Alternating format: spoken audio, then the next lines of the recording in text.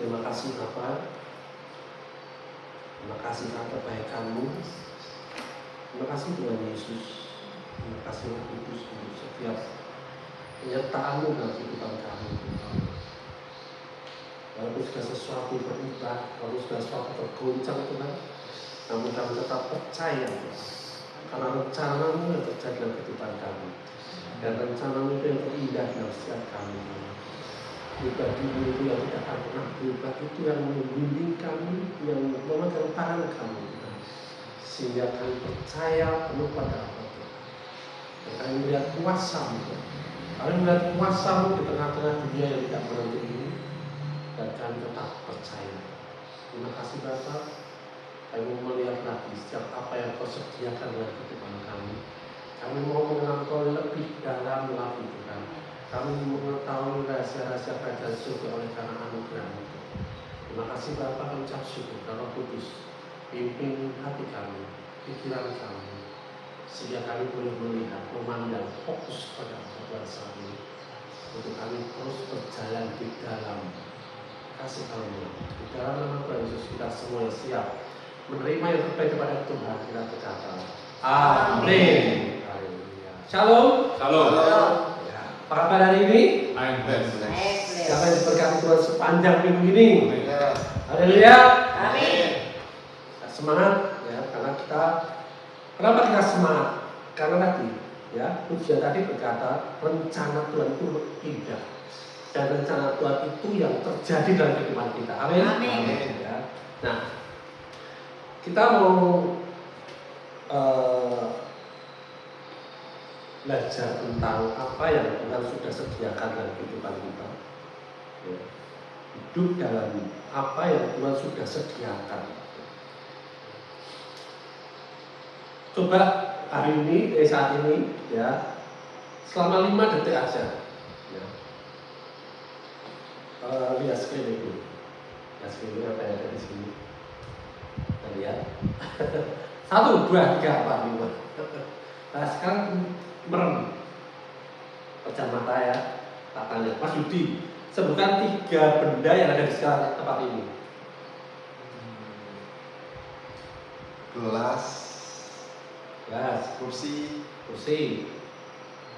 air jahe, gitar. Oke, 3 aja. Kan ya, Indri, 3 ya, nggak boleh lihat. Aku itu punya rumah, harus tahu. Seperti obor kancing, mimbar. Oke, Mas Jobi, 3 benda. Pintu, lampu, kipas angin. Haleluya. Nah, kan boleh buka mata.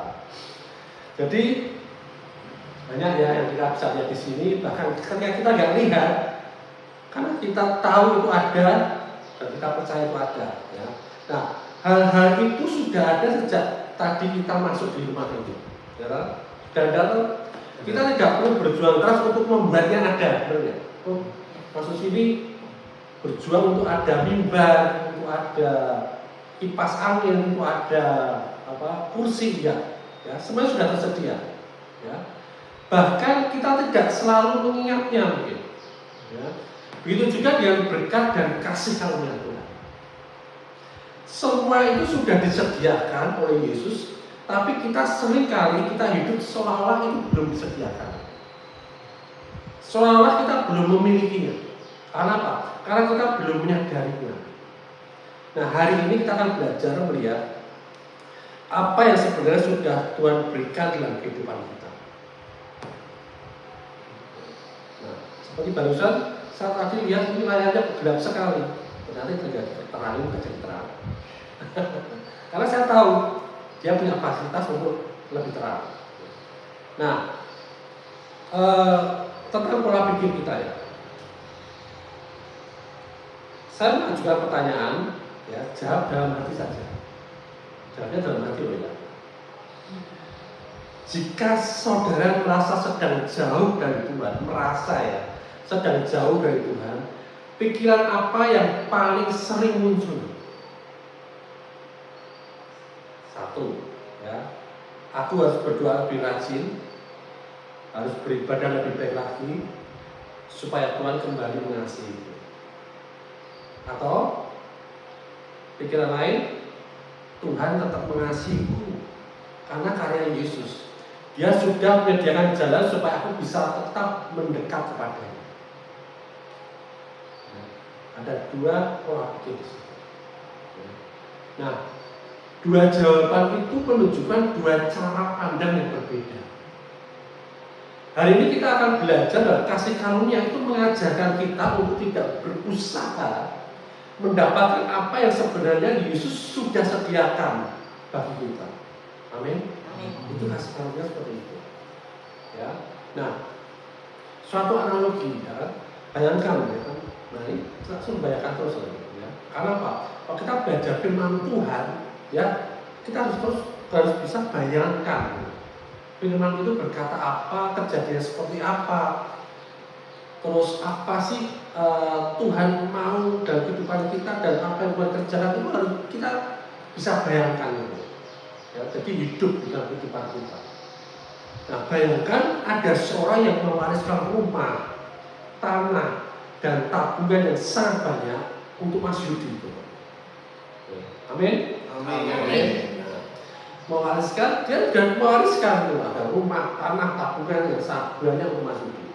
Semua dokumen juga sudah sah. Dicek namanya, oh iya benar namanya Mas Yudi. Ya, jelas namanya tertera di situ.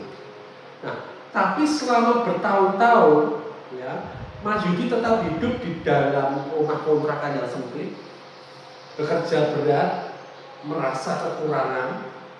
Alasannya apa? Karena Mas Yudi kurang percaya apa benar sih warisan itu buat aku gitu. Kalau orang punya pemikiran itu, dia akan ragu apa benar sih Tuhan sudah sediakan, apa benar Tuhan itu di kayu salib itu sudah tuntas selesai semuanya pekerjaannya. Jangan-jangan ada yang kurang.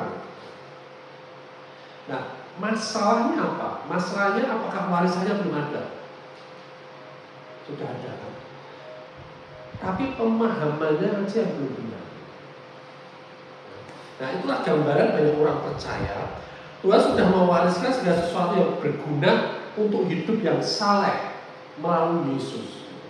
Tapi kita hidup seolah-olah masih kekurangan. Nah, hidup dalam apa yang sudah Yesus sediakan. Kasih karunia yang merubah cara berpikir kita. Ya. Kita buka 2 Petrus 1 ayat 3. 2 Petrus 1 ayat 3.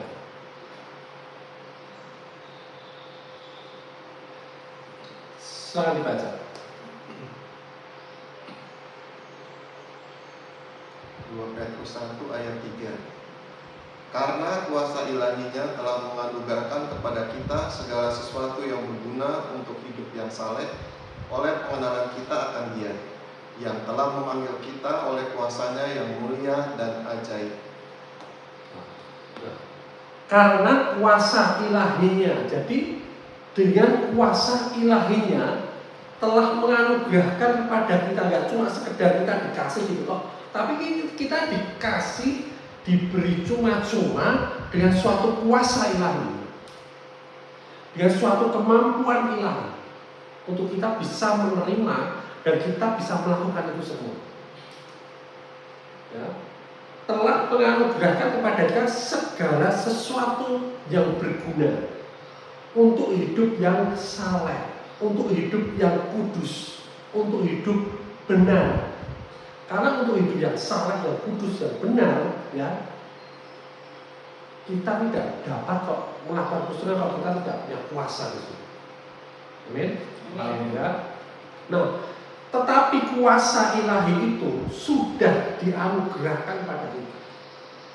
Jadi kita nggak punya alasan lagi untuk bilang, aku belum bisa Tuhan, aku belum mampu Tuhan. Nggak bisa kita beralasan seperti itu. Ya. Nah, segala sesuatu yang berguna untuk hidup yang saleh. Jadi kita sudah diperlengkapi dengan segala sesuatu yang kita bisa gunakan untuk hidup benar, untuk hidup saleh, untuk hidup kudus. Ya. Nah, tetapi lihat, oleh pengenalan kita akan Dia. Jadi kuasa itu yang sudah dianugerahkan pada kita untuk hidup yang benar ya, itu nggak akan berfungsi tanpa kita mengenal akan Tuhan kita. Yaitu apa? Yang telah memanggil kita oleh kuasanya yang mulia dan ajaib. Amin. Amin. Ya. Nah, jadi memahami apa yang sudah disediakan melalui karya Kristus. Ya. Nah, masalah yang sering dihadapi apa? Mungkin kita rajin beribadah, rajin berdoa, ya, rajin menyembah, rajin profetik mungkin, rajin berdeklarasi. Ya. Namun kita masih sering hidup dalam ketakutan. Ya, aduh kok ini nggak nyampe gimana nih? Aduh kalau ini belum ada perlengkapannya gimana nih? Atau aku belum punya sesuatu, aku harus melangkah seperti apa? Ya. Kita sudah rajin berdoa tapi masih ada rasa bersalah. Gimana ya? Hidupku ini kok masih gagal? Kok aku masih melakukan hal-hal yang buruk di pandangan Tuhan? Berusaha untuk mencapai kasih Tuhan, mencapai belas kasihan Tuhan, berusaha untuk mencapai perkenanan Tuhan, ya. Atau mungkin kita punya perasaan tidak layak, ya. Aku kayaknya tidak layak aku menerima ini semua, ya. Jadi sehingga kita ada pola pikir yang melenceng, yaitu apa? Tuhan mungkin marah-marah, sehingga aku tidak mengalami terobosan, sehingga aku tidak mengalami promosi, sehingga keluarga aku masih gini-gini aja. Apa Tuhan masih marah sama aku? Atau aku harus bekerja lebih keras lagi supaya aku diberkati? Atau harus layak dulu baru aku dikasih? Ya. Tapi kabar baiknya, ya, kebenaran Injilnya, Tuhan sudah mengasihi, menerima dan menyediakan segala sesuatu melalui Yesus. Amin. Amin. Sebelum kita berubah, Dia sudah lebih dulu mengasihi kita, menerima dan menyediakan segala sesuatu sebelum kita berubah. Dan segala sesuatu yang kita terima itu untuk memperlengkapi kita sehingga kita bisa pulih kehidupan kita. Amin. Amin. Ya. Jadi Tuhan sudah sediakan, bukan akan memberikan, tapi sudah diberikan. Amin. Amin. Ya, 2 Petrus 1 ayat 3 tadi, karena kuasa ilahiyah telah menganugerahkan. Nah, apa yang sudah kita terima? Apa yang sudah kita terima? Ya, 1, pengampunan dan keselamatan. Amin. Amin. Kita sudah menerima pengampunan, kita sudah menerima keselamatan, jangan tertuduh lagi. Ya. Jangan berusaha untuk diampuni lagi. Jangan berusaha untuk caranya aku bisa selamat, ya. Itu pikiran itu ditinggalkan, harus segera move on. Karena masih banyak lagi yang harus kita kerjakan. Ya. Itu sudah selesai, kerjaan sudah selesai. Ya. Jangan kita perpanjang lagi, jangan kita ungkit-ungkit lagi. Amin. Amin. Terus kita sudah terima apa? Damai sejahtera dan sukacita.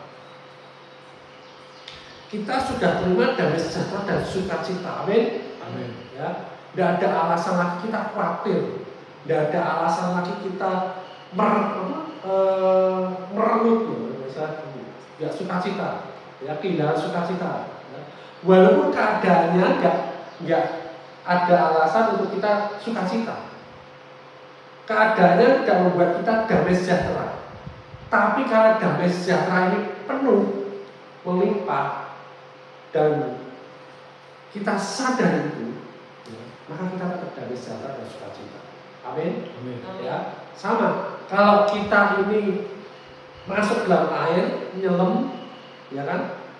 Orang berkata apapun, oh kamu harus lebih basah lagi, kamu harus lebih dalam lagi. Loh, kenyataannya aku sudah tenggelam, sudah basah semuanya. Ya, itu seperti itu. Kemudian apa? Kita sudah terima apa? Kasih Allah. Sudah terima kasih Allah belum? Sudah. Ya, jangan berusaha untuk Tuhan aku gimana ya Tuhan supaya aku tuh mengasihi aku. Tidak seperti itu lagi. Kenyataannya kita sudah terima kasih Allah. Jangan berusaha untuk Allah lebih mengasihi lagi, udah, ya, tetap, ya, kasih Allah itu melimpah. Ya. Kemudian kita sudah terima apa? Identitas baru dalam Kristus. Amin. Kita sudah diciptakan baru. Kita tidak mencari identitas lain lagi. Cukup kita belajar identitas baruku di dalam Kristus itu seperti apa? Di dalam firman semua sudah dikatakan. Amin. Amin. Ya, kita sudah terima itu identitas yang baru. Kita tidak berusaha untuk punya identitas untuk kok belum serupa seperti Kristus ya. Berarti aku identitasku belum seperti Kristus. Berarti aku masih belum di dalam Kristus. Pak aku masih suka marah ya. Oh berarti aku identitasku belum dirubah. Tidak seperti itu. Amin. Amin. Kita sudah terima identitas baru. Sehingga ketika kita terima identitas baru kita adalah kita damai sejahtera, kita ramah, kita baik, kita mengasihi. Ketika kita sadar identitas baru itu, kita akan mudah meluapkan kasih. Amin. Amin. Ya. Kemudian apa lagi? Kita sudah terima kuasa dari Roh Kudus. Amin. Amin. Ya. Kita sudah punya kuasa dari Roh Kudus. Jadi jangan kita menunggu lagi turunnya Roh Kudus lagi. Jangan kita menunggu lagi untuk supaya Roh Kudus masuk di dalam hidup kita. Jangan sampai kita nyanyi lagi bahwa supaya Roh Kudus itu kita masuk ke ruang Maha Kudus supaya Roh Kudus memenuhi hidup kita. Tidak seperti itu lagi. Karena ini kenyataannya kita sudah penuh dengan kuasa Roh Kudus. Amin. Amin. Ya. Nah, kita sudah terima apa lagi? Akses langsung kepada Bapa. Ini yang luar biasa. Ya. Akses langsung kepada Bapa. Kita nggak cari perantara lain lagi. Kita nggak cari orang yang lebih kudus daripada kita untuk kita datang kepada Bapa. Tidak perlu lagi. Amin. Amin. Ya. Karena aksesnya sudah langsung melalui Yesus. Nah, intinya apa? Masalah bukan karena Tuhan belum memberi, tapi kita belum menyadari apa yang sudah diberikan itu. Nah, gambarnya seperti ini, seperti cerita tentang Yohanes 5:1-14, kisah orang lumpuh di Bethesda. Ya. Yohanes 5:1-14 itu tentang orang yang lumpuh selama 38 tahun. Bayangin, ya, merasa tidak berdaya. Bahkan dia tidak meminta kesembuhan. Tapi Yesus datang lebih dulu dan bertanya, maukah engkau sembuh? Ketika kita punya masalah, ketika kita punya beban hidup, ketika kita punya pergumulan, ketika kita punya segala sesuatu yang kita mau kerjakan, ya, sebelum kita minta pada Tuhan, Tuhan sudah tanya, maukah kau sembuh? Maukah kau bebas dari pergumulan ini? Maukah kau mengalami promosi demi promosi? Jawabannya apa? Mau nggak? Mau. Ya, mau aja. Kalau ditanya Tuhan, mau nggak? Mau aja. Karena apa? Yang mau dikasih Tuhan itu dan yang sudah diberikan Tuhan itu sesuatu yang baik. Amin. Amin. Nah, jadi prinsip di dalam kasih karunia, ya, kita tidak menunggu untuk cukup kudus, untuk cukup suci, atau berusaha keras. Ya. Karena apa? Kasih karunia ini mendahului perubahan, bukan berubah dulu sehingga kita terima kasih karunia, tapi kasih karunia ini akan mendahului perubahan. Kesembuhan dan penerimaan datang terlebih dahulu. Amin. Amin. Ya. Jadi ada dua pola pikir. Yang pertama pola pikir agamawi dan pola pikir kasih karunia. Kalau pola pikir agamawi berusaha dulu, berubah dulu, baru akan diterima. Usaha manusia itu menentukan kasih Tuhan. Kalau agamawi seperti itu cara.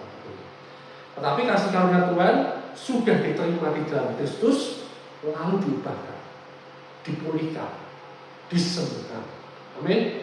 Nah, karya Yesus yang menjadi dasar kasih dan berkat. Bukan kasih dan berkat ini yang yang menjadi dasar pekerjaan-pekerjaan Tuhan enggak. Ya. Tapi karya Yesus ini menjadi dasar kasih dan berkat yang dalam hidup kita. Jadi kesimpulannya apa? Kita lelah karena berusaha mendapat apa yang sebenarnya sudah diberikan. Kalau kita terus punya pikiran-pikiran agama. Amin. Amin. Nah, lalu di situ di Yohanes 5 ayat 14 juga.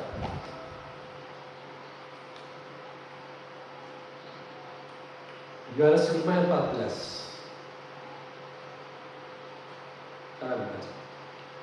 Kemudian Yesus bertemu dengan dia dalam bait Allah, lalu berkata kepadanya, "Engkau telah sembuh. Jangan berbuat dosa lagi, supaya padamu jangan terjadi yang lebih buruk." Amin. Amin.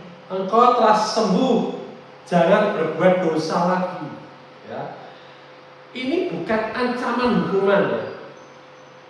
Tapi ini sebenarnya apa? Perlindungan daripada Tuhan. Jadi urutannya gimana? Disembuhkan terlebih dahulu, baru dinasihati kemudian. Bukan dinasihati dulu baru dia sembuh, dinasihati dulu supaya dia mengerti berubah, baru disembuhkan enggak. Tapi disembuhkan dulu, baru kemudian dinasihati. Sama seperti nasihat ayah pada anak. Ya. Kita seorang ayah menasihati anak bukan karena kita membenci, benar nggak? Tapi karena kita mengasihi mereka. Sama. Ya. Jadi Yesus memberi nasihat supaya apa? Supaya setelah dia disembuhkan, dia hidupnya tidak mengalami yang buruk lagi. Karena apa? Karena Yesus mengasihi orang ini. Bukan menunggu bisa menghukum lagi, enggak. Jadi dosa itu memang membawa akibat yang merusak. Bukan karena Tuhan membalas, enggak. Tapi karena sifat dosa sendiri ini akan menghancurkan kehidupan. Tidak usah Tuhan hukum ketika orang berbuat dosa dan terus melakukan dosa. Ya, hidupnya akan hancur, hidupnya akan rusak. Ketika dia sudah tahu pola makannya seperti ini itu tidak benar, dan dia terus lakukan itu, walaupun dia sudah sembuh, dan dia akan sakit lagi. Amin. Amin. Jadi fokusnya yang benar. Mulai berhenti memandang diri kita, mulai memandang Yesus. Kalau kita melihat diri kita sendiri, ya, kita akan teringat masa lalu kita, teringat kegagalan, ingat kelemahan, merasa nggak layak. Tapi ketika kita memandang Yesus, ya, tidak, Ibrani 12 ayat 2. Ibrani 12 ayat 2. Ini sekarang aja. Ibrani 12 ayat 2. Marilah kita melakukannya dengan mata yang tertuju kepada Yesus, yang memimpin kita dalam iman dan yang membawa iman kita itu kepada kesempurnaan, yang dengan mengabaikan kehinaan tekun memikul salib ganti sukacita yang disediakan bagi dia, yang sekarang duduk di sebelah kanan tahta Allah. Amin. Amin. Marilah kita melakukannya dengan mata yang tertuju kepada Yesus, bukan tertuju pada diri kita sendiri, bukan tertuju kepada kegagalan kita, bukan tertuju kepada kesalahan-kesalahan kita, tetapi tertuju pada Yesus fokusnya. Sehingga ketika kita fokuskan pada Yesus, Dia yang memimpin kita dalam iman. Amin. Jadi Dia memimpin kita dan iman kita ini dipimpin oleh apa yang Tuhan Yesus kerjakan dalam hidup kita. Amin. Dan yang membawa iman kita itu pada kesempurnaan. Kenapa? Ketika kita dipimpin di dalam iman itu adalah segala sesuatu yang tidak kita lihat, tapi bukti dari segala sesuatu ya, yang tidak kita lihat. Dia ada, dia muncul dari kita mendengar firman Tuhan. Jadi ketika kita fokus dengan Yesus, fokus dengan firman-Nya, itu akan memimpin iman kita dan membawa iman kita ini kepada kesempurnaan, yang dengan mengabaikan kehinaan tekun memikul salib ganti sukacita yang disediakan bagi Dia. Jadi yang kita fokuskan adalah karya Yesus. Karya Yesus yang sudah selesai. Amin. Amin. Dan dia sudah duduk di sebelah kanan Allah. Dia tidak berusaha lagi menyelamatkan kita. Nah, identitas barunya akan menghasilkan hidup yang baru. Hidup sesuai apa yang sudah ada. Ya, kebenarannya apa? Kita tidak hidup benar supaya diterima, tapi kita hidup benar karena sudah diterima. Amin. Amin. Kita tidak berhenti berdosa supaya dikasihi, tapi karena sudah dikasihi. Amin. Jadi intinya apa? Perubahan yang sejati itu lahir dari identitas kita sebagai anak Allah, bukan dari usaha kita untuk membuktikan diri. Nah, dari berusaha mendapatkan menjadi belajar untuk kita menerima. Amin. Beda ya. Beda. Kita berusaha untuk mendapatkan segala sesuatu, kita berusaha dengan belajar kita terima. Kalau kita berusaha mendapatkan, berarti kita merasa itu belum disediakan untuk kita. Masih belum yakin bahwa itu disediakan untuk kita. Tapi kalau kita belajar menerima, kita sudah tahu, sudah dikasih, tinggal respon kita ini, kita belajar untuk kita menerima itu sendiri. Amin. Amin. Ya.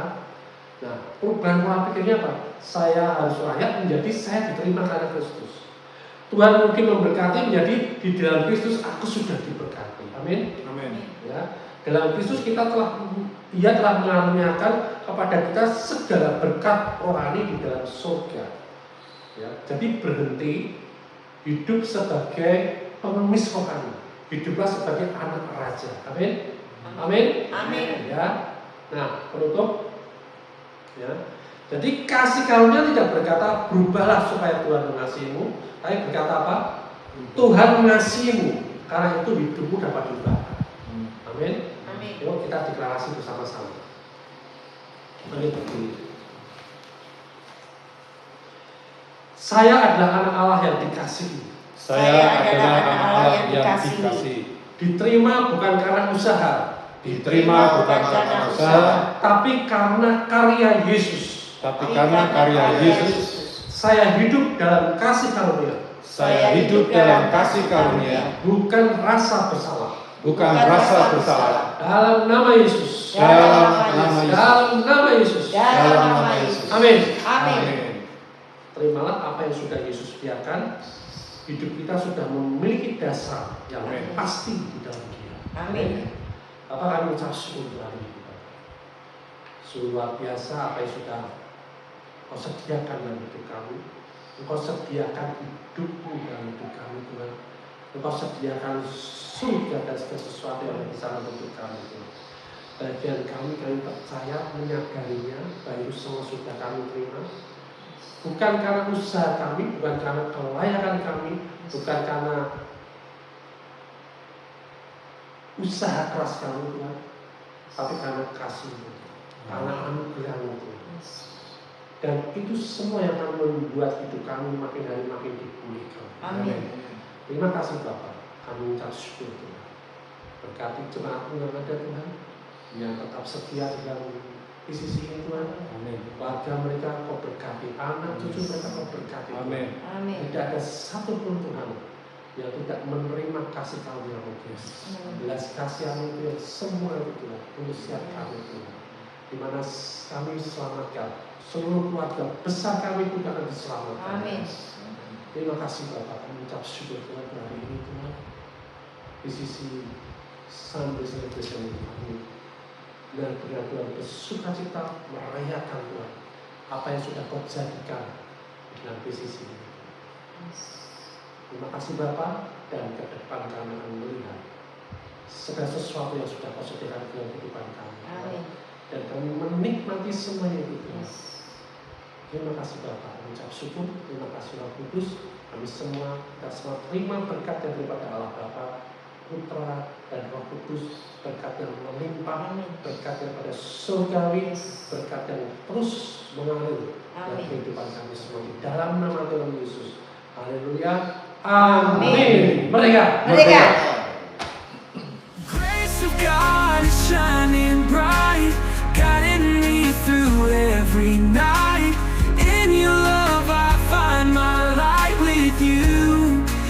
everything's alright.